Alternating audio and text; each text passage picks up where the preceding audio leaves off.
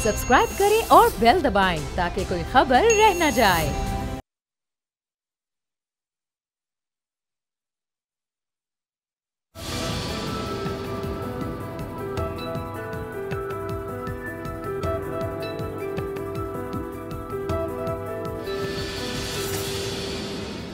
अस्सलाम वालेकुम, आप देख रहे हैं प्रोग्राम तब्दीली। मैं हूं अरबाब जहांगीर। नाज़रीन, आसिफ अली जरदारी और फरियाल तालपुर ने आज एक बार फिर सुख का सांस ले लिया है, चूंकि उनकी गिरफ्तारी का खतरा एक बार फिर टल गया और 10 अप्रैल तक दोनों बहन भाइयों की जमानत को इस्लामाबाद हाई कोर्ट की जानिब से मंजूर कर लिया गया है और अब 10 अप्रैल तक तो वो आज़ाद रह ही सकते हैं। जबकि बिलावल भुट्टो जरदारी का वो मार्च जो ट्रेन मार्च कराची से शुरू हुआ था, लाड़काना पहुंचकर वो गुज़िश्ता रात इख्तिताम पसीर हुआ और अब बिलावल ने यह ऐलान किया है कि जुल्फ़िकार अली भुट्टो की बरसी के मौके पर वो एक बड़ा जलसा करने जा रहे हैं। हर साल ही पीपल्स पार्टी 4 अप्रैल को एक बड़ा सियासी शो सजाती है। इस बार पीपल्स पार्टी क्या इंपैक्ट क्रिएट कर पाएगी? बिलावल ने जिस तरह से हुकूमत के खिलाफ इस एक तहरीक का आगाज किया है, ये आगे कितनी तेजी पकड़ेगी, इस बारे में भी गुफ्तगू करेंगे आज के प्रोग्राम में। जबकि साबिक वजीर आजम मियां नवाज शरीफ की सेहत का भी जिक्र करेंगे, जो कि आज दूसरा रोज था उनको जमानत पर रिहा हुए। आज वो शरीफ मेडिकल सिटी गए, वहां पर उन्होंने अपना तिब्बी मुआयना कराया, डॉक्टर्स ने उनके कई टेस्ट लिए और अब टेस्ट की रिपोर्ट्स का इंतजार है। जब रिपोर्ट्स आ जाएंगी तो फिर उनके बैरून मुल्क मौलिज से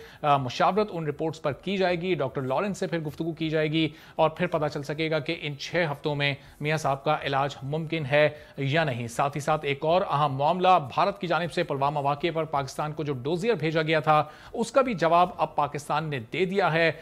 22 मकामात का पाकिस्तान ने यह जवाब दिया कि 22 मकामात का जायजा लिया गया, 54 लोगों से तहकीकात की गई, लेकिन कहीं से कोई ऐसे शवाहिद नहीं मिले कि पाकिस्तान इस वाक़े में मुलव्विस पाया गया हो। तो भारतीय मौक़िफ़ को यकसर मुस्तरद कर दिया गया, डोजियर का जवाब दे दिया गया है। इस मामले पर भी गुफ्तगू करेंगे कि आगे चलकर क्या पाक भारत ताल्लुकात एक बार फिर कशीदा हो सकते हैं या बेहतरी की जानिब गामजन रहेंगे। अपने मेहमानों को आपसे तारुफ कराते हैं। अजहर सिद्दीक साहब सीनियर वकील हैं, कानूनी मामलात पर गहरी निगाह रखते हैं। साथ ही साथ हमारे साथ मौजूद हैं कर्नल रिटायर्ड असद महमूद साहब जो तज्जियाकार हैं और अमीर अब्बास भी मौजूद होंगे जो प्रोग्राम तब्दीली के होस्ट हैं। तो अमीर, आपकी इजाज़त से अजहर सिद्दीक साहब से ज़रा मैं गुफ्तगू का आगाज़ कर लेता हूँ। पहले कुछ आसिफ अली जरदारी और फरियाल तालपुर की जो जमानत है इस पर हम गुफ्तगू कर लेते हैं। मेगा मनी लॉन्ड्रिंग ये केस है। अजहर साहब, क्या अब तक ये केस उस सीरियस नौयत पर नहीं पहुंच सका कि जरदारी साहब की और आसिफ अली और जरदारी साहब हैं और जो की हमशीरा हैं फरियाल तालपुर साहिबा, उनकी गिरफ्तारी अमल में हम देख रहे हैं कि जमानत पर जमानत मिलती जा रही है और केस का सिलसिला भी चलता जा रहा है। आपको क्या लग रहा है आगे इस केस में? बहुत शुक्रिया। वैसे तो वो गालबन वो जो ट्रेन मार्च और क्या वो जो अब्बू मार्च, अब्बू बचाओ तहरीक जो चल रही थी, ख़ास तौर पर पहले तो चलती रही मरियम नवाज साहिबा की, अब वो बिलावल साहब भी चला रहे हैं। वो अगर ये डर और खौफ नहीं है तो ये ज़मानतों की तो ज़रूरत नहीं है। ये जो कह रहे हैं ना कि गिरफ्तार करके दिखाएं, फिर ज़मानतें क्यों करा रहे हैं आप? बुनियादी तौर पर अगर कराची में सिर्फ एक केस जो बेसिकली फेक अकाउंट्स के कॉन्टेक्स्ट में तो FI कर रही थी, FIR 4 ऑफ 2015 और वो 4 साल के दौर में अंदर वो मिल मिला के उस पर इंक्वायरी ना होना शुरू हुई। जब सुप्रीम कोर्ट ने आज खुद नोटिस लिया, फिर JIT बनी, JIT में सारे हकायक सामने आ गए और 16 के करीब रेफरेंसेज इसमें तजवीज़ किए गए। बहरहाल एक चूँकि FIR ये चल रही थी वहाँ पर स्पेशल बैंकिंग कोड के अंदर, वहाँ भी दरख्वास्त दी चेयरमैन नैब ने और वो भी इस्लामाबाद ट्रांसफ़र हो गई है। तो यहाँ पहले सिंध हाई कोर्ट से प्रोटेक्टिव बेल ली।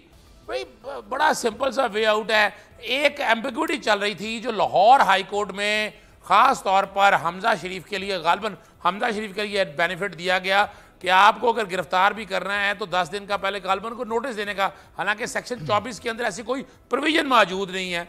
तो वो चीज़ है, वो 19 तारीख को जनाब जस्टिस शेख अजमत सईद साहब के बेंच ने वो मामला भी ख़त्म कर दिया कि और ये बेसिक प्रिंसिपल है कि गिरफ्तार करने से पहले वजूहत देना, दुनिया में किसी जगह भी कानून में अगर वजूहत देना शुरू कर दें तो फिर तो कोई भी मुलजिम, छात्र से छात्र मुलजिम पुलिस के या इन्वेस्टिगेशन एजेंसियों के हाथ नहीं आएगा। वो एम्बिग्विटी की भी दूर हो गई। अब उन्होंने अब बेसिकली पॉलिटिकल गेमिक्स कर रहे हैं, जैसे नवाज शरीफ खानदान कर रहा था। यहाँ भी ये पॉलिटिकल, मुझे जो पॉलिटिकल गेमिक्स नजर आ रहे हैं कि वो दिखाने के लिए मजलूम बनने की कोशिश कर रहे हैं। अभी तक तो या तो बताए ना कि नैब की तरफ से सेक्शन 24 के तहत वारंट ऑफ अरेस्ट जारी हो गए, अभी तक तो कोई ऐसी चीज सामने नहीं आई है।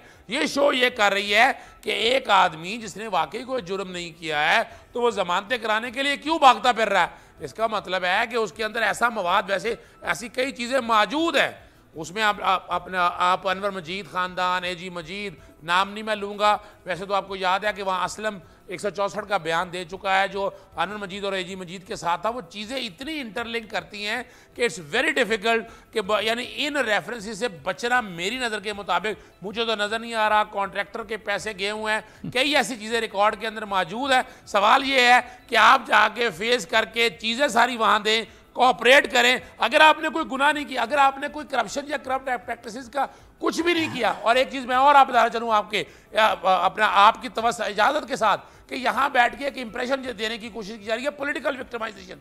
ये सारे जितने भी केसेस हैं ये मौजूदा गवर्नमेंट के दौर में शुरू नहीं हुए, और मैं चैलेंज कर रहा हूँ इस बात को, ये जो बैठ के ये बातें छोड़ दें इस बात को। ये कोई घर की बांधी पुलिस नहीं है जिसकी ट्रांसफर और पोस्टिंग सारी बैठ के आपके चीफ मिनिस्टर ने करनी है, या FIA नहीं है कि जहाँ बैठ के सारा काम जो है ना आपके प्राइम मिनिस्टर ने करना है। ये टेन्योर पोस्ट है, चेयरमैन नैब की भी, प्रोसिक्यूटर जनरल की भी, कोई इसमें पॉलिटिकल विक्टिमाइजेशन का कोई एलिमेंट मौजूद नहीं है। कोशिश करते रहे PMLN वाले भी, वो भी आपने देख लिया कि वहां कोई खोदा पहाड़ निकला चूहा, और यहां भी ऐसी कोई चीज नहीं है। इन्हें चाहिए कि कानून को बाकायदा इन्वेस्टिगेशन को फेस करें, अगर कोई ऐसी चीज़ है सामने लाएं। अभी तक कुछ नहीं है, वही अबू मचाओ तहरीक, चाहे मरियम नवाज ले लें या हमारे बिलावल साहब ले लें, वो यही नज़र आ रहा है कि वो पॉलिटिकल गेम्स कर रहे हैं, लोगों को अपना असल हक़ाइक़ से हटाने की कोशिश कर रहे हैं, असल हक़ाइक़ कौम के सामने। ठीक है असद महमूद साहब, ज़ाहिर जो बार बार जमानत मिल रही है ये भी लीगल ग्राउंड्स पर ही मिल रही है, कानून में ज़ाहिर इसकी जो सहूलत है वो मौजूद है, इसी का वो फ़ायदा उठा रहे हैं। लेकिन नैब की जो इस केस में कारकर्दगी है, मेगा मनी लॉन्ड्रिंग केस में फालूदे वाले के अकाउंट से अरबों रुपए निकल आए, रंगसाज के अकाउंट से अरबों रुपए निकल आए, और कई ऐसे छोटे छोटे काम करने वाले थे जिनके अकाउंट से अरबों रुपए निकले, लेकिन अभी तक ये पता नहीं चलाया जा सका वो अरबों रुपए कहाँ से आए थे। इतनी स्लो इन्वेस्टिगेशन, इतनी स्लो प्रोसिक्यूशन चल रही है, अब तो महीनों हो चुके हैं इस बात को भी। बिस्मिल्लाहिर्रहमानिर्रहीम। अरबाब साहब, बिल्कुल मैं आपके इस सवाल से मुत्तफ़िक हूँ कि इसको महीनों हो गए इस सारे सिलसिले को चलते हुए, और आप कह सकते हैं कि ना तो कोई आपको उम्मीद नज़र आती है कि जो उन्होंने दौलत लूटी है वो किसी तरीके से वापस आ सकेगी। ये जितने लोग मुलव्वस हैं इन सारे मनी लॉन्ड्रिंग के अंदर, करप्शन के अंदर, मेगा करप्शन, किकबैक्स के अंदर, बैरून मुल्क जायदादें बनाने में, तो क्या कोई ऐसा मुमकिन है कि सारा कुछ वापस ला सकें? मेरे से अगर सही बात पूछते हैं, ये जो इस वक्त पूरे मुल्क का जो निज़ाम चल रहा है, पूरा जो सिस्टम चल रहा है, इस सिस्टम के अंदर किसी तरह की स्ट्रेंथ नहीं कि आप ये जो माफियाज़ की बात करते हैं, सिसिलियन माफिया का जब तस्करा किया था हमारे चीफ जस्टिस साहब ने उस वक़्त, तो मेरा ख्याल है वो बिल्कुल सबके सादिक आता है। मियाँ नवाज शरीफ को ले लीजिए, शहबाज शरीफ को ले लें, आसिफ अली जरदारी को ले लें, मलक रियाज को ले लें, मियाँ मंशा को ले लें, ये वो माफियाज़ हैं इस मुल्क के अंदर जिसके हकीकत में मैं आपको बताऊं कानून को उन्होंने बिल्कुल बेबस किया है। आप ये बताइए कि ये फ़ाइन अज़हर सदीक साहब भी एक बहुत बड़े लॉयर हैं और हम इनसे बहुत कुछ सीखते हैं। ये पूरी एक लॉयर कम्युनिटी इतनी मजबूत यहाँ पर मौजूद है जो करोड़ों रुपए, बेसिकली अरबों रुपए फ़ीसों के एक लिहाज से लेते हैं। किस लिए? To protect all these criminals. मैं आपसे ये बता दूँ, मैं हकीकत आपसे कहूँ, अब वो वक्त आ गया है हम सबको ये सोचने का कि आया जी ये जो पार्लिमानी फॉर्म ऑफ गवर्नमेंट है, आप क्या ये वाकई डिलीवर कर पा रहा है कि नहीं कर पा रहा? अब इमरान खान साहब की आप बात करते हैं, कल की बात है, I heard him on TV, he said जी कि जो मुकदमे चल रहे हैं ये तो दोनों पार्टियों के आपस में एक दूसरे के ऊपर किए हुए हैं। हम तो जब से आए हैं 7वां महीना, हमने तो किसी के ऊपर कोई मुकदमा नहीं किया था। तो सवाल तो इमरान खान साहब से या PTI से किया जाना चाहिए कि भाई आप तो सारी दुनिया के अंदर करप्शन का नारा लेकर आए थे कि जी हम सबको पकड़ेंगे, सबको हम अंदर बंद करेंगे, हम किसी को छोड़ेंगे नहीं। तो अगर आज आप 7 महीने के बाद कह रहे हैं कि नहीं हमने तो कोई मुकदमा किया नहीं था, तो भाई आप फिर किस मर्ज़ की दवा हैं? मैं आपसे बताऊं, अगर थोड़ा सा कंपैरिजन करें, चाहे आपकी सिविल सर्विस है, चाहे आपकी पुलिस है, चाहे आपकी एडमिनिस्ट्रेशन है पूरे मुल्क के अंदर, उसका हकीकत में मैं कहूँगा कि वजूद ना होने के बराबर है। वो आवाम के लिए किसी तरह का कोई काम नहीं कर रही।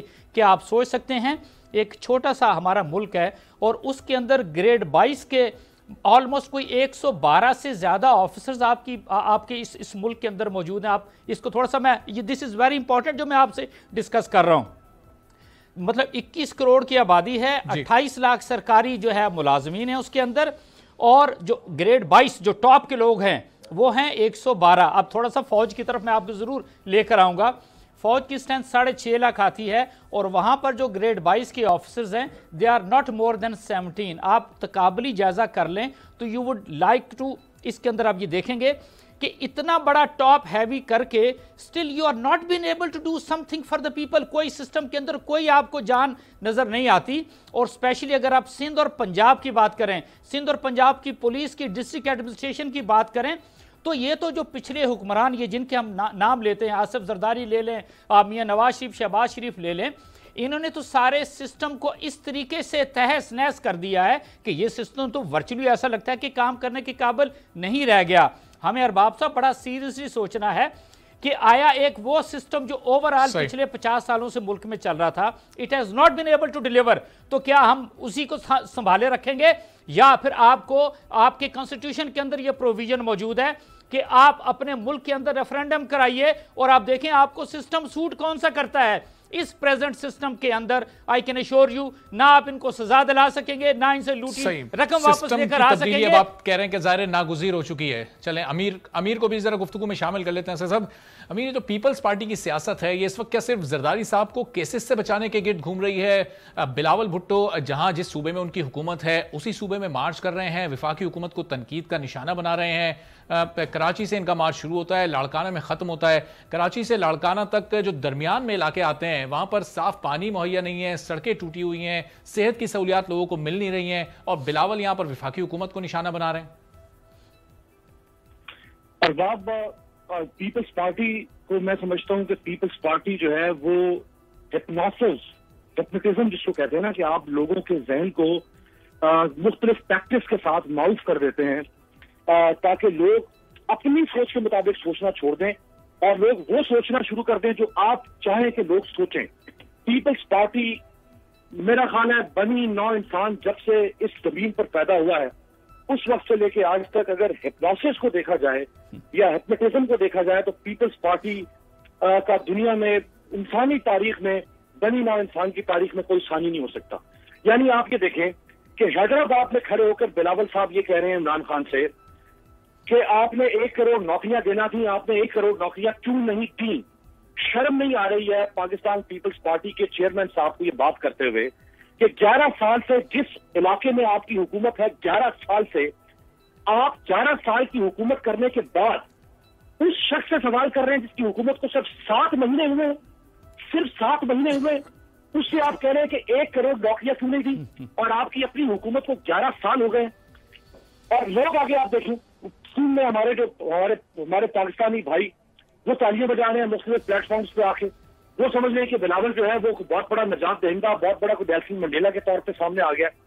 यानी जो तमाशा है, ये जो कदर साहब ने बात की, मैं आपको कहूँ अरबाब के ये इस वक्त बहुत बहुत इंपॉर्टेंट डिबेट है पाकिस्तान में। इस डिबेट को जनरेट किया जाए कि आपका सिस्टम मुकम्मल तौर पर सॉलिड पैदा हो चुका है, कोलैप्स करके आपका सिस्टम एंटी प्रोग्रेस है, आपका सिस्टम एंटी वेलफेयर स्टेट है, आपका सिस्टम एंटी सोशल डेमोक्रेसी है, आपका सिस्टम एंटी पीपल है, ये प्रो पीपल नहीं है। आप इस सिस्टम को, जो लंगड़ा लूला सिस्टम है, इसको जितना अर्सा और घसीटेंगे आप इस मुल्क की आने वाली नस्लों को और वही लहू जंग दहशत दर्द कर देंगे जो हमारे जमाने की नस्लें या हमसे पहले की नस्लें देख चुकी हैं। आपको सोचना है कि इस सिस्टम को कैसे तब्दील करना है। अब आप देखें कि ये जो ट्रेन मार्च है या ये जो बीमारी के ऊपर सियासत है, ये इदारों को बुली करने, यानी आप तसव्वुर नहीं कर सकते हैं कि आप किसी मुहज़्ज़ब मुल्क के अंदर वहां की इन्वेस्टिगेशन एजेंसीज को, वहां की जो सुप्रीम अकाउंटेबिलिटी एजेंसीज हैं, आप उनको बुली करें। आप तसव्वुर नहीं कर सकते हैं। आप यहाँ पे देखें FBI ने, मैं तो अमेरिका में मौजूद हूँ, FBI ने इन्वेस्टिगेशन की अपने सदर के खिलाफ, एक बाकायदा इन्वेस्टिगेशन एक काउंसिल मुकर्रर किया गया, अपने सदर के खिलाफ इन्वेस्टिगेशन हुई। ट्रंप जैसा मुंह फट आदमी, बदतमीज आदमी, ट्रंप जैसा ऑफेंसिव आदमी, उसमें जुर्रत नहीं हो पा रही है कि वो अपनी FBI को हिलाने की कोशिश करे, ये जानते हुए भी कि उसके खिलाफ FBI इन्वेस्टिगेशन कर रहा है। ये ट्रंप दुनिया का सबसे ताकतवर इंसान 7.5 अरब लोगों में से, उसमें जुर्रत नहीं है कि वो अपने इदारों को बुली करे। वहां पे आप देखें जो कन टुकता उठता है, जो उठता है सियासत का नाम लेके, वो अपने इदारों को बुली करना शुरू कर देता है। अभी आप ये जो जब सवाल करें आप बिलावल साहब से कि जी बिलावल साहब, सिंध में बैड गवर्नेंस है, 11 साल की आपकी हुकूमत है, जो आपने हवाला भी दिया मुझे सवाल करते हुए, तो आगे से जवाब क्या मिलता है? मैं जुल्फ़िकार अली भुट्टो का नवासा हूं। अगर जरदारी साहब से सवाल करें जिस बैड गवर्नेंस है सिंध के अंदर, जरदारी साहब, मैं जुल्फ़िकार अली भुट्टो का दामाद हूं। अगर आप सवाल करें कि भाई आपने करप्शन किया है, मनी लॉन्ड्रिंग के इल्जाम है आपके ऊपर, आके जवाब दें। बिलावल साहब कहेंगे मैं बेनजीर का बेटा हूं। जरदारी साहब कहेंगे मैं बेनजीर शहीद का शौक। तो भाई लाख सलाम है भुट्टो साहब को, लाख सलाम है बेनजीर साहबा को। अब क्या चाहते हो? ये मुल्क रजिस्ट्री करवा दें, ये 22 करोड़ लोगों की जानें रजिस्ट्री करवा दें आप लोगों के हाथों में? क्या चाहते हैं आप लोग? आप लोग अगर सियासत में है तो इक़्तिदार भी किया भुट्टो साहब ने। बेनजीर साहबा अगर सियासत में आई, शहीद हुई, उन्होंने इक़्तिदार भी एंजॉय किया, इक़्तिदार में भी रही, पाकिस्तान के अंदर प्रिविलेज क्लास में शामिल थी। हमें बहुत एहतराम है, हमारा अपना, मैं खुद उन 3 दिनों में मेरे भी आंसू निकले थे जब मोहतरमा शहीद हुई थी और मुल्क में 3 दिन का शोक मनाया गया था। लेकिन ये कोई तरीका नहीं है कि आप बेनजीर साहबा की शहादत का या भुट्टो साहब की फांसी का ताजियाना बना लें और सुबह शाम इस कौम की पीठ पे आप ताजियाने मारे। ये कोई तरीका नहीं है। वो शहादत अपनी जगह पे है, मत कंफ्यूज करें, मत डाइल्यूट करें। आज से सवाल ये हो रहा है कि आपके ऊपर मनी लॉन्ड्रिंग का इल्जाम है, आपके ऊपर जाली अकाउंट्स बनाने का इल्जाम है, आप पर इल्जाम यह है कि आपने Zardari group, Darya town, Omni group, Sindh bank, Sindh हुकूमत, समिट बैंक, ये सब मिलकर आप लोगों ने एक बहुत बड़ा फाइनेंशियल स्कैम किया है। ये इल्जाम है, आप इस इल्जाम का जवाब दें। आप मुझे मोहतरमा की शहादत क्यों बता रहे हैं?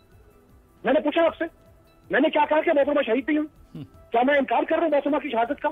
क्या मैं मोहतरमा की खिदमत का इनकार कर रहा हूं? अगर मैं इनकार करूं तो फिर आप मुझे सुनाएं कि मोहतरमा शहीद हुई और मोहतरमा की खिदमत की थी। मैं सवाल, आप सवाल गंदम जवाब चलो। मैं आपसे सवाल कर रहा हूं कि भाई आपने इस मुल्क के अंदर इल्जाम है कि आपने मुल्क को लूटा।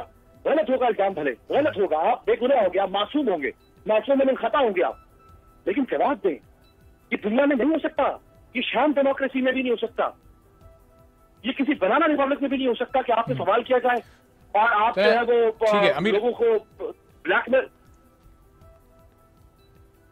जो सवालात आपने उठाए इसका अजहर सिद्दीक साहब से भी जरा उनका पॉइंट ऑफ व्यू जान लेता हूं। अजहर सिद्दीक साहब, ज़ाहिर जब भी अदालतों में इनसे सवालात किए जाते हैं, जब इदारे इनसे सवालात करते हैं, कब तक ये मोहतरमा की शहादत को और जुल्फ़िकार अली भुट्टो की शहादत को ढाल के तौर पर इस्तेमाल करते रहेंगे? इस ढाल का, इस बयानिए का खात्मा कब होगा और कब ये अपनी परफॉर्मेंस पर, जो अपनी करप्शन है उस पर जवाब देंगे और उस पर इदारों के सामने जवाब होंगे? देखिए, बुनियादी तौर पर अगर आईने पाकिस्तान 1973 भुट्टो साहब का बहुत बड़ा कारनामा है, उसकी असल रूह पर अगर अमल दरामद शुरू कर जाए, आर्टिकल 4 अगर देखें, to act in accordance with law, article 5 उठाकर देख लें, यहाँ कोई मुबरा नहीं है। यहाँ आर्टिकल 248 में आसफ अली जरदारी साहब को जब तौहीन अदालत में सदारती ओहदा संभाला था, पिटीशन दायर की थी, तो कंटेम्प्ट पिटीशन के अंदर मेरे पास कंटेम्प्ट ही लागू करती, लेकिन हमारी अदालतों ने नहीं माना, उन्होंने सदारती ओहदा छोड़ा। फर्क सिर्फ इतना है कि इस कानून के, इस आइन के अंदर आर्टिकल 25 मौजूद है। ये जो गॉड फादर और सिजिलियन माफिया और जो अनटचेबल का कॉन्सेप्ट है ना, ये हमें ख़त्म करना है। और ये ख़त्म ऐसे नहीं होगा। ये जो कौम, ये जो हमारी कौम है ना, भेड़ बकरियों की तरह, बेवकूफ़ों की तरह, कि वो बैठ के सुबह नारे लगाने, शाम को नारे लगाने, ये कॉन्सेप्ट कैसे खत्म? साहब इस पर भी बात करेंगे, असद महमूद साहब से भी इस पर ब्रेक के बाद कमेंट लेंगे। अजहर साहब, आपसे भी मैं इस पर मजीद सवाल करूंगा। एक ब्रेक लेते हैं, ब्रेक के बाद वापस आकर मजीद गुफ्तगू करेंगे।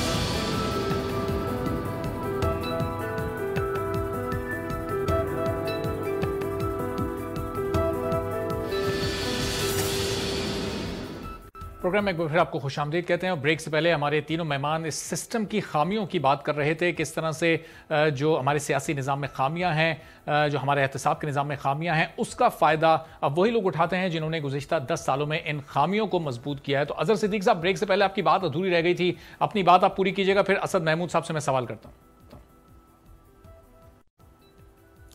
देखिए, बुनियादी तौर पर वजह यह है कि हम जमहूरियत तो कहते हैं, लेकिन इस जमहूरियत में पार्टिसिपेटरी डेमोक्रेसी का कॉन्सेप्ट आपको नज़र नहीं आएगा।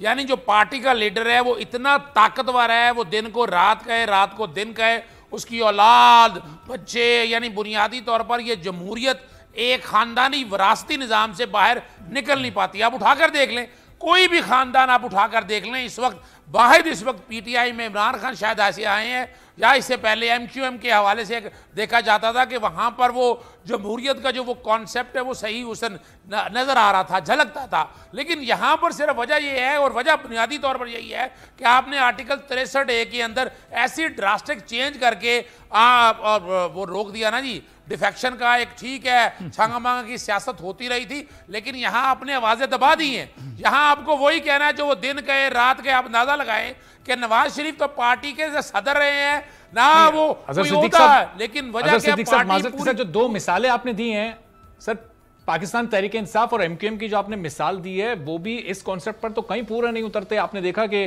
बानी MQM के बाद MQM का क्या हाल हो गया, उनकी लीडरशिप का क्या हाल हुआ। यहां पर अगर तहरीक इंसाफ से आप इमरान खान को माइनस कर दें तो आपको लगता है कि कोई पार्टी को हेड कर सकता है, कोई आके उसको चला सकता है, या इमरान खान के मुकाबले पे कोई पार्टी की सदारत के लिए इलेक्शन लड़ सकता है? ऐसा कोई निजाम आपको दिखाई देता है इन जमातों में? देखिए, बुनियादी तौर पर यही चीज तो डेवलप करनी है, ये डेवलप नहीं होने दी जा रही। हम ग्रास रूट लेवल से आज तक हमने लोकल गवर्नमेंट का सिस्टम आने नहीं दिया, आपने पावर में नहीं आने दिया लोगों को। बुनियादी तौर पर वजह यही है कि हम चाहते हैं कि हमसे शुरू हो और हम ही पे खत्म हो। तो ये एक चेंज है, जो चेंज कभी कबूल कोई नहीं कर रहा। यहाँ पर ये ज़हन में रख लें, इमरान खान के जो सियासत में लाकर एक चेंज की कोशिश कर रहे हैं, एक दो बड़े कामयाब काम किए हैं। मैं आपके सामने बता दूं, मैं कोई तकरीबन 20 साल हो गए इस 10 की स्याही में ये जो करप्शन के निज़ाम को देखते हुए। सबसे पहला काम है, हमारे यहाँ बड़े बड़े जितने भी ये बिजनेस टाइकून थे ना, उनकी सोर्स कट गई है। वरना क्या होता था कि वो सोर्स के जरिए, रिसेंट एग्जाम्पल मेरे क्लाइंट है अपना मलिक रियाज साहब, 460 अरब तारीख में ऐसा पॉसिबल नहीं था, और ये क्रेडिट जाता था जनाब जैसे साकिब निसार साहब को, आपके मौजूदा जो इंटेलिजेंस के लोग बैठे हुए हैं, और ख़ास तौर पर इमरान खान को कि उन्होंने इस किसी काम में इंटरफेरेंस नहीं की और कानून के मुताबिक चीज़ें हो रही हैं, ये चलने दिया जाए। लेकिन वजह क्या है कि इस निज़ाम के अंदर एक और बात बताता चलूँ कि यहाँ क्या होता था, जजेस की तैनाती होती थी सियासी बुनियादों पर। आज भी लाहौर हाई कोर्ट के अंदर मैं जानता हूँ कई जजेस को सियासी तौर पर। आपने देखा नहीं है कि यार रिलीफ कैसे बढ़ता निकला है। यानी यहाँ नैब के हवाले से सिंध के अंदर अगर जमानत तो पहले होती नहीं, होती है तो ECL में डाला जाता है। यहाँ क्या है, नाम यानी जमानत भी दे दी, ECL से नाम भी निकाल दिया।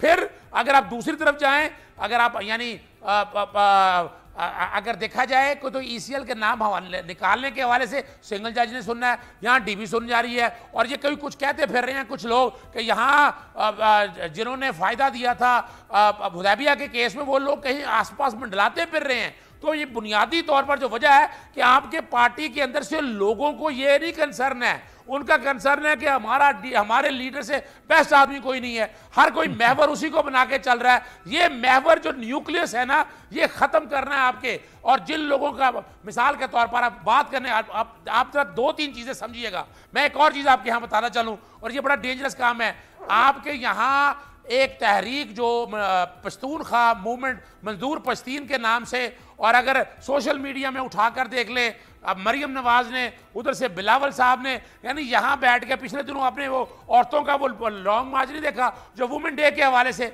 यहाँ 2-3 काम इस तरह के जो हो रहे हैं ना, वो समझने की ज़रूरत है कि लोगों की तवज्जो असल इशू से, यानी यहाँ कोई रोटी कपड़ा मकान के हवाले से, अद्वियात के हवाले से, मुफ्त तालीम के हवाले से कोई बात कर रहा है। यहाँ तो हर कोई सियासत बचाने, अब्बू बचाएं, यानी और इसके अलावा हो क्या रहा है यहाँ पर, करप्शन बचाएं। यानी यहाँ पर ये जो काम है, जो पार्टिसिपेटरी डेमोक्रेसी का कॉन्सेप्ट है कि यहाँ लोगों के मसाइल सुने जाए, वो तवज्जो नहीं है यहाँ पर। और यहाँ एक कोशिश और काबिज, देखिए मैं PTI को इस बात का क्रेडिट इसलिए दे रहा हूँ कि यहाँ पर वो सोर्स कट गए हैं। वो जो आपके बिजनेस टाइकून इनको फीडिंग कब देते थे, वो कट चुके हैं। तो वो ये एक पॉजिटिव एस्पेक्ट है कि इनको आगे ले जाना चाहिए। और ये रोल किसी तरह का भी आपके किसी पॉलिटिशियन का किसी अपॉइंटमेंट में, पोस्टिंग में, ट्रांसफर्स में, जजेस के अपॉइंटमेंट वगैरह में कोई रोल नहीं होना चाहिएगा। ये मुल्क इंशाल्लाह आगे जाएगा, आप बेहतरी की तरफ चीजें देखेंगे। सही, ठीक है। तो असद महमूद साहब, ज़ाहिर जो सिस्टम की खराबी है इन्हीं सियासी जमातों ने दूर करनी है हुकूमत में आके, लेकिन इनके अपने अंदर जो खराबी है, यानी लीडरशिप सिर्फ एक ही खानदान के गिर्द घूम रही है, तो ये खराबी पहले अपनी सियासी जमातों के अंदर से तो खत्म कर लें, उसके बाद हुकूमत में आके पाकिस्तान के निज़ाम को दुरुस्त कर सकते हैं ना। नून लीग की मिसाल ले लें, वही शरीफ खानदान के इर्द गिर्द लीडरशिप का महवर है। आप जब मिसाल लेते हैं पीपल्स पार्टी की, तो वही आप कल भी भुट्टो जिंदा था, आज भी भुट्टो जिंदा है, वही नारा चल रहा है। आप पीटीआई को आप इमरान खान के अलावा चूंकि उनका अपना कोई फैमिली का मेंबर उसमें शामिल नहीं हुआ, तो इससे आप इस्तिस्ना दे सकते हैं। किस तरह से आप तज्जिया करेंगे इस वक्त इन सियासी जमातों का? देखिए, जहाँ तक तो आप इन सियासी जमातों की बात करते हैं, तो इनके यहाँ तो जिसको कहते हैं ना कि नहीं कोई तहम्मुल, कोई रवादारी, कोई इनकी कोई बड़ी कोई हाई मॉरल वैल्यूज़ या ग्राउंड्स होते हैं। Just forget about it. जो पाकिस्तानी सियासत है, इनका इन चीज़ों से किसी तरह का कोई गुजर नहीं है। बल्कि आप ये कह सकते हैं नॉट पिछले 10 साल के अंदर, बल्कि पिछले ऑलमोस्ट अगर 35 साल का सारा ये पीरियड देखा जाए, तो इन 35 सालों में से 9 साल चलें आप निकाल दें, जो बाकी पीरियड था वो इन पार्टीज़ ने अपने आप को तैयार किया। पावर में कैसे आना है, मुल्क से पैसा कैसे निकालना है, मुल्क को लूटना कैसे है, और फिर अपने आप को, अपनी फैमिली को, अपने दोस्तों को, अपनी पार्टी के लोगों को हमने अमीर कैसे करना है, मनी लॉन्ड्रिंग कैसे करनी है। ये सारी की सारी चीज़ें जो कि आप इन पॉलिटिकल पार्टीज़ के अंदर देखते हैं। इसकी लेटेस्ट मैं एग्जांपल आपको दूंगा। आप चाहे किसी भी असम्बली को ले लें, सिंध को ले लें, पंजाब को ले लें, आप खैबर पख्तूनख्वा को, और इवन आपकी नेशनल असम्बली को ले लें। पिछले 7 महीने की मैं एग्जांपल दूंगा। किसी एक असम्बली को ऐसा देखा कि उनकी कोई ऐसी पॉजिटिव डिबेट हुई जिसके अंदर उन्होंने कहा कि नहीं, हम लोगों के लिए, हम आवाम के लिए काम करना चाहते हैं, या कोई उन्होंने कोई बिल पास करने की कोशिश की हो। They will never do it. Why? Because ये कोई 1200 के करीब ऐसी फैमिलीज इस वक्त पाकिस्तान के अंदर मौजूद हैं। पाकिस्तान के पूरे सिस्टम को उन्होंने अपने पंजों के अंदर दबोचा हुआ है। चाहे जैसा भी कह लें, ये इस कौम को ये नहीं छोड़ेंगे टिल सच टाइम। मैं कहता हूं जब तक इस सिस्टम को आप चैलेंज नहीं करते। मैं आपसे बताऊं, 2008 के अंदर आपका जो लिटरेसी रेट था, जो पढ़े लिखे लोग थे, वो थे 60%। आज 2018 जब पिछला गुजरा है, तो उसके अंदर वो लिटरेसी रेट 60% से 58% पर आ गया है। Why it is so? Because ये जो हुकूमतें थी, इनका तो इंटरेस्ट इस तरह की किसी चीज़ के अंदर था नहीं। आप इमेजिन करें, सिर्फ चले ऐसा सब। अब जो ज़ाहिर है इस वक्त हुकूमत आई है, तब्दीली का नारा लेके आई है, आवाम को बड़ी उम्मीदें भी हैं कि ज़ाहिर है ये इन तमाम मामलात को जो कि पिछले 10 साल में नज़रअंदाज होते रहे, ये उनको नज़रअंदाज नहीं करेंगे और तमाम एस्पेक्ट्स पर काम करेंगे। अमीर, थोड़ी सी ज़रा गुफ्तगू मियां नवाज शरीफ की सेहत से मुताल्लिक कर लेते हैं। आज वो शरीफ मेडिकल सिटी भी गए, 2 रोज़ अब गुजर चुके हैं, 40 रोज़ बाकी हैं। काउंटडाउन बड़ी तेज़ी से गुजर रहा है। देखें आप, 2 रोज़ कितनी जल्दी गुजर गए। अब इन 40 दिनों में इन्हें इलाज मुकम्मल भी करवाना है। अब ये इलाज हो पाएगा, मुकम्मल नहीं हो पाता, उनके जो बैरून मुल्क मौलेज हैं, टेस्ट की रिपोर्ट्स आने के बाद फिर उनसे मशवरा हो सकेगा। तो अब क्या लग रहा है आपको, 40 दिन बाद मियां साहब एक बार फिर जेल जाएंगे, अब बाहर जाने की तैयारी इन 40 दिनों में कर लेंगे?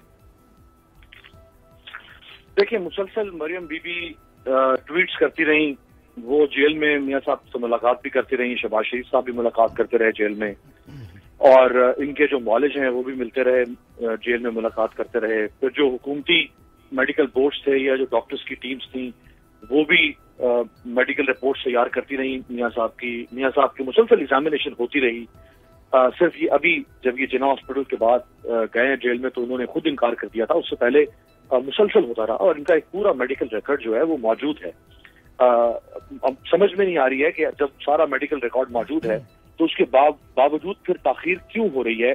अगर कोई ट्रीटमेंट मियां साहब का शुरू होना था, या अगर कोई सर्जरी होनी थी, या मियां साहब को अगर एडमिट होना चाहिए था किसी अस्पताल में, तो समझ नहीं आ रही है कि अब ये 2 दिन हो गए हैं, क्यों नहीं हो रहा है ये, अभी भी नहीं हो रही, अभी भी सिर्फ शरीफ मेडिकल कॉम्प्लेक्स के दौरे क्यों हो रहे हैं। ये देखें, ये कहना नहीं चाहिए, लेकिन ये बहुत तल्ख हकीकत है कि बीमारी के नाम पर सियासत पहले भी होती रही है इस मुल्क में, और अब फिर बीमारी के नाम पर सियासत हो रही है। सुप्रीम कोर्ट का जो फैसला है, मैंने आपसे गुज़श्ता प्रोग्राम में भी कहा था अरबाब, ये फैसला इस लिहाज से इंतहाई जबरदस्त है कि ये हमेशा हमेशा के लिए जवाज खत्म करने जा रहा है। ये जो बीमारी के नाम पर सियासत मरियम बीबी कर रही है और नून लीग कर रही है, मियां साहब तो बेचारे अंदर थे, मियां साहब ने क्या करना था, लेकिन जो इनकी सारी पार्टी और खानदान के लोग कर रहे हैं, ये सुप्रीम कोर्ट ने उस बीमारी की सियासत का बाब बंद करने के लिए इनको 6 हफ्ते की मोहलत दी है। बड़ी सी बड़ी भी कोई सर्जरी हो, आपकी मेजर सर्जरी हो, माइनर सर्जरी हो, सर्जरी का जो उसकी पोस्ट केयर है, फिर उसकी जो रिकवरी का टाइम है, उसके लिए आज मेडिकल साइंस इतनी तरक्की कर चुकी है, 6 हफ्ते मोर देन इनफ, 6 हफ्ते मोर देन। ट्रांसप्लांटेशन जो है उसके अंदर भी इससे ज्यादा वक्त नहीं लिया जाता। तो मियां साहब को तो खुदा न खास्ता कोई ऐसी बीमारी नहीं है कि जो जिसकी सर्जरी और उसके बाद फिर उसकी रिकवरी जो है वो 3 से 4 हफ्ते ले। तो अब देखते हैं कि अभी मजीद अभी तो 2 दिन हुए हैं, अभी देखते हैं कि अगले 2-3 दिन के अंदर क्या कोई मियां साहब के इलाज का लाएअमल जो है वो बन के सामने आता है या नहीं, या ये इसी तरह से मकसद सिर्फ ये था कि हुकूमत को की आन रोस्टिंग की जाए, हुकूमत को बदनाम किया जाए, हुकूमत को जालिम बनाकर पेश किया जाए, नैब को जालिम बनाकर पेश किया जाए कि मियां साहब बीमार हैं, मियां साहब का इलाज नहीं होने दिया जा रहा। ये जो नैरेटिव देने की कोशिश, इसमें नैरेटिव में कामयाब हुए हैं अब ये काफी हद तक। जो इनके अपने वर्कर हैं उन्होंने तो जाहिर बात है इस नैरेटिव को बाय करना था, लेकिन इस मुल्क में जो इंटेलिजेंशिया है और जो इस मुल्क की जो इंटेलेक्चुअल करप्शन है इस मुल्क में, जो इंटेलेक्चुअली करप्ट लोग हैं इस मुल्क में, एक तो फाइनेंशियली करप्ट है ना, इस मुल्क में जो इंटेलेक्चुअली करप्ट लोग हैं वो इनके नैरेटिव को बाय करते हैं, वो इनके नैरेटिव को फैलाते हैं।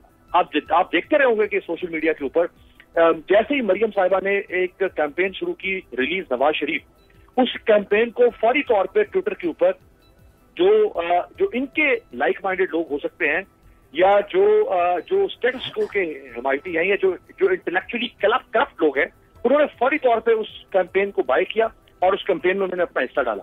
तो अब देखते हैं कि ये अगले 2 से 3 दिन के अंदर ये जो मियां साहब की बीमारी का मामला है ये क्लियर हो पाता है क्या।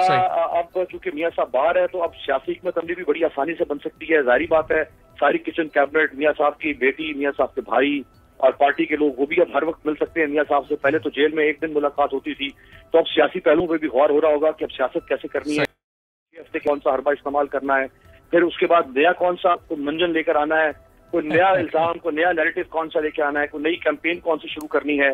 फिर ख्वाजा हारिस साहब जो वकील हैं उनके साथ भी कानूनी मुशावरत हो रही होगी कि भाई अगर 6 हफ्ते में कुछ भी ना हुआ तो उसके बाद क्या करोगे, कैसे बचाओगे। तो ये सारा कुछ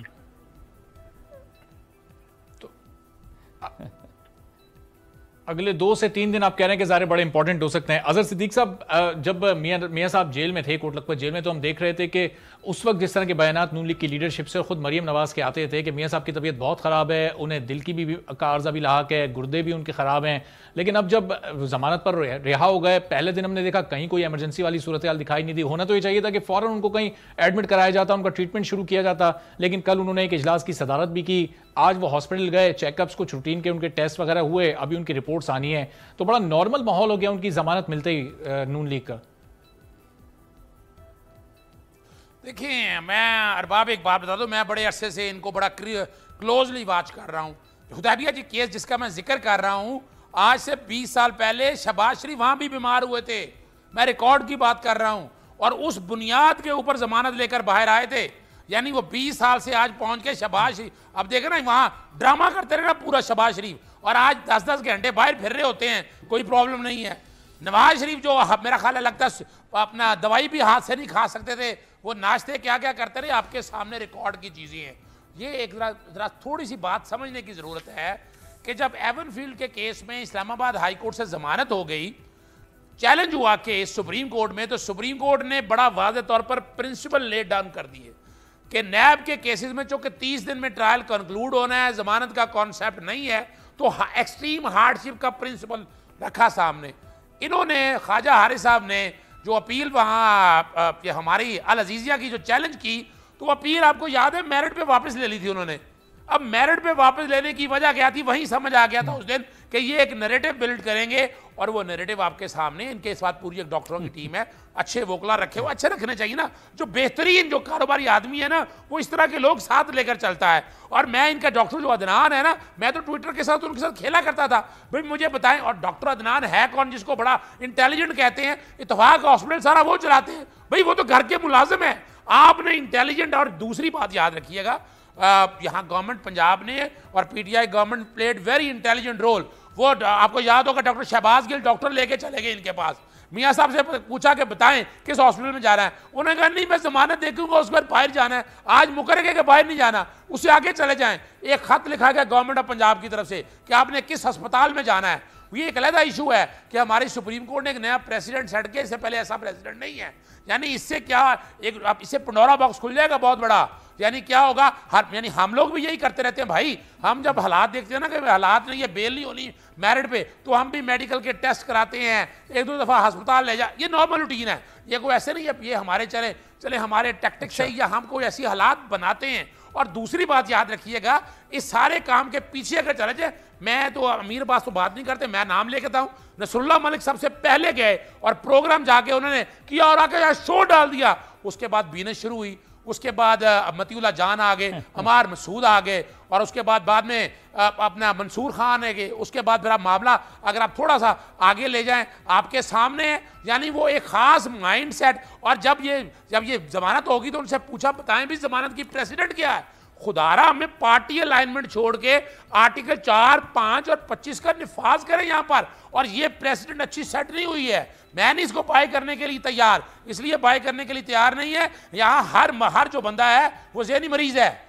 यानी आप बैठ के अगर मैंने लॉयर्स मूवमेंट के दौरान 26 दिन रहा हूं मैं जेल के अंदर, और वहां वाकई इसमें कोई शक नहीं है, हर बंदा बीमार है। मैं तो आज एक खत लिख के बकायदा तफसीलात पूछने लगाऊं कि कितने बीमार है यहाँ पर, कितनों की हालत बहुत ज्यादा खराब है, कितना यानी मेंटली स्ट्रेस के अंदर मौजूद है। हमें ये कॉन्सेप्ट दूसरा देखिएगा, मुझे क्यों निकाला में एक दो मैं तारीफ इस तरह करूंगा कि एक काम इनका अपने हाथ से किल हो गया। जो मुझे क्यों निकाला में अदालतों को मलाइन करते रहे थे, 3 इनके मिनिस्टर जो हैं तौहीन अदालत में चले गए, और आज उन्हीं मुंह से उसी जज साहब की तारीफ कर रहे हैं, तारीफ के पुल बांध रहे हैं, जिनके बारे में इनकी जुबान ऑल फॉल बगल ने तौहीन अदालत से बाज नहीं थी आती। आज बैठ के देखे ना अपना कड़वा, थोड़ा मैं उनमें नहीं जाता कड़वे और मीठे के कॉन्सेप्ट में, लेकिन बात बड़ी सिंपल सी है कि यहां आज बैठ के उसी अदालत की आप तारीफें करते हैं। और एक बात और है, यानी वहां पर चलाते रहे, मुझे क्यों निकाला, यहां पर फ्री की डीपी लगा के नवाज शरीफ को, ओ भाई कानून है, आप जमानत लेके प्रेशर डाल के बाहर निकल के, ये कोई तरीका नहीं है। आपने ये एक जो कॉन्सेप्ट बनाया है प्रेशर डालने का, ये अच्छी रवायत कायम नहीं करेगा। यहाँ हर कोई बदमाशियां कल बाहर निकलेगी और आके यही एहतजाज शुरू कर देगी, 2-4 हमारे मीडिया के एंकर पर्सन को साथ में लाएगी। हमें कानून की पासदारी करनी है। मैं तो रूल्स भी देख रहा था। दूसरा देखिएगा, क्या यानी मैं पहले दिन से कह रहा हूँ वीआईपी एहतसाब हो रहा है, और रात के अंधेरे में रोककर आती है, रात के अंधेरे में छोड़ दिया जाता है। ये कोई सदीक होता तो उसको छोड़ के दिखाते, ये आप इजाज़त लगाएं, कर्नल साहब होते या कोई और होता, कि यहाँ वो कानून क्या है, कानून की अमलदार, यानी इस पंजाब में उनकी हुकूमत नहीं है। और जमानत के बाद जो इस वक्त सूरत हाल है, ये तमाम ऑफर्स तो हुकूमत भी मियां साहब को कर रही थी जब वो जेल में थे। असद साहब, वक्त चूंकि कम है, असद साहब और अमीर से मुझे कमेंट लेना है। असद साहब जरा मुख्तसरन फरमा दीजिएगा, जो इलाज की सहूलियात तो हुकूमत भी फराम कर रही थी, जमानत के फैसले में भी बाहर जाने पर पाबंदी है, हुकूमत भी ये कह रही थी कि बाहर नहीं जा सकते मियां साहब, पाकिस्तान में जहां चाहें इलाज कराएं, तो इस जमानत के बाद एक तरह से एक्सपोज हो गई है नून लीग। मेरा ख्याल है कि ये जो फैसला आया सुप्रीम कोर्ट का, ये बड़ा सिग्निफिकेंट है, मैं आपको ये बताऊं। और आप सिर्फ इतना देखें, ये मेरा ख्याल है तारीख में पहला फैसला आया होगा कि जी आपने उनको 6 हफ्ते की एक लिहाज से ज़मानत दे दी, उन्होंने कहा जी 6 हफ्ते के बाद आप दोबारा बंद हो जाएंगे, और अगर हवाले नहीं करेंगे तो हाँ आके वो आपको गिरफ्तार कर लेंगे, और फर्दर केस को आप लाहौर हाई कोर्ट के अंदर आप लेके चलिए। दूसरी चीज़ आती है, बिल्कुल आपकी बात ठीक है कि जी उनको गवर्नमेंट ऑफ पंजाब ने, और हकीकत में मैं आपको बताऊँ एट टाइम्स आपको बड़ा अजीब सा लगता है कि एक शख्स के लिए there are plenty of doctors who are available actually in the jail. आप मुझे ये बताइए कि 90,000 और कैदी भी पड़े हुए हैं, और उनमें से मैं समझता हूँ कि 10,000 बहुत सीरियस उनको बीमारियां हैं। क्या यही चीज़ें उनको मैं समझता हूँ कि फैसिलिटेट नहीं की जानी चाहिए? मैं ये समझता हूँ कि ये इस मुल्क के लोगों के साथ भी मेरा ख्याल है ये शायद इनके साथ ठीक ही बिल्कुल हुकूमत की जिम्मेदारी है कि जो बाकी कैदी हैं उनके साथ भी उसी तरह से बिहेवियर होना चाहिए, उन्हें भी वही सहूलियात फराम की जानी चाहिए जो मियां साहब को की गई। अमीर, आखिर में एक शॉर्ट कमेंट आपका भी, अगर शरीफ मेडिकल सिटी से इलाज कराना था, यहीं से टेस्ट वगैरह होने थे, तो ये सहूलत तो पंजाब हुकूमत भी दे रही थी, उस वक्त क्यों मियां साहब नहीं मान रहे थे, जिद पे बैठे हुए थे? तो आपको किसने कहा कि मसला बीमारी का था? आप क्यों खुशफहमी में मुब्तला हो गए हैं? बात मसला बीमारी का था, मसला कोई था ही नहीं। इस एज में अरबाब, हर दूसरा पाकिस्तानी, बल्कि हर पाकिस्तानी इस एज में, जिस एज में मियां साहब हैं, मेरे वालिद भी इसी एज में होंगे, आपके बुजुर्ग भी इसी एज में होंगे, इस एज में हर पाकिस्तानी जो है, किसी को डायबिटीज का इशू होता है, किसी को हार्ट का प्रॉब्लम है, किसी को ब्लड प्रेशर का प्रॉब्लम है, किसी को किडनी का प्रॉब्लम है, किसी को यूरिक एसिड ज्यादा है। ये हर पाकिस्तानी को इस एज में होता है। हर दूसरा पाकिस्तानी, तीसरा पाकिस्तानी जो है, उसमें से किसी को हेपेटाइटिस है, किसी के किडनीज बिल्कुल खत्म हो गए हैं, किसी का लिवर बिल्कुल खत्म हो गया है, किसी का हार्ट ट्रांसप्लांट होने की जरूरत है। ये मैं उन लोगों की बात करूं जो आजाद फजा में सांस लेते हैं, जो साहिब सरबत भी हो सकते हैं, जो अगर सदीक साहब ने कहा कि जेल में तो हर कैदी जो है वो किसी न किसी तकलीफ में मुब्तला है। जब आजाद फजा में सांस लेने वाला पाकिस्तानी एक खुशहाल जिंदगी नहीं गुजार पा सकता, या रियासत नहीं उसको देती, तो जो लोग जेलों के अंदर पाकिस्तान में मौजूद हैं उनमें से तो हर नवाज शरीफ है, बल्कि नवाज शरीफ से भी ज्यादा तकलीफ और कर्ब में लोग जिंदगी गुजार रहे हैं। नवाज शरीफ साहब को तो वहाँ पे बेहतर क्लास दी गई थी, इनका तो खाना भी घर से आता था, इनको तो गद्दा भी मिलता था, इनको तो बिस्तर भी मिलता था। इन्होंने मुशक्कत करनी थी, मुशक्कत ही तो इनको मिले हुए थे। तो ये जो सारा एक माहौल बनाया गया था उसके पीछे मकसद सिर्फ और सिर्फ जमानत हासिल करना था, मकसद जेल से बाहर आना था। ये नेल्सन मंडेला ने 20 साल से जायद जेल में गुजारे, 20 साल से जायद। खुमैनी साहब ने 20-25 साल मुल्क बदल रहे रजा शाह पहलवी के जमाने में। माओ जे तंग ने तुमने लॉन्ग मार्च किया। ये मियां साहब छोड़ दें सियासत को, अब ये इस मुल्क को इस अवाम के रहमो करम पर छोड़ दें। इन्होंने इनिंग खेल ली है अपनी, ये रिटायरमेंट ले लें, डिस्क्वालीफाई हो चुके हुए हैं। ये एग्जिस्ट नहीं करते हैं पाकिस्तान की सियासत के अंदर, ये मैटर नहीं करते हैं पाकिस्तान की सियासत। ठीक है, चले आप कह रहे हैं कि मियां साहब की सियासी इनिंग्स खत्म हो चुकी है, अब मियां साहब ले लेनी चाहिए। अमीर अब्बास, बहुत शुक्रिया प्रोग्राम में गुफ्तगू करने के लिए। असद महमूद साहब, अजहर सिद्दीक साहब, आपका ही बहुत शुक्रिया। नाज़रीन, आज के प्रोग्राम से इजाजत दीजिए, अल्लाह हाफिज।